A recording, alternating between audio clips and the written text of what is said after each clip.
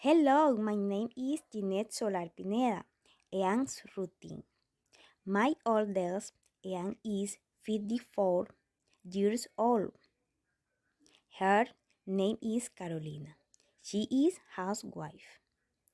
She usually get up at 6 o'clock to make breakfast for my cousin and her husband.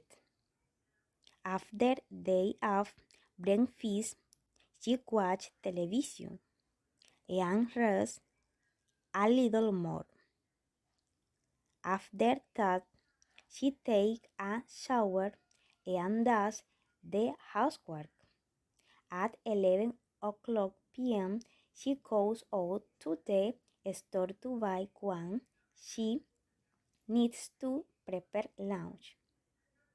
She listens to music, sings, and cooks lunch. In the afternoon, she sometimes visits her parents or goes to the park with her nephew. At 6 o'clock p.m., she comes home and drinks a cup of coffee.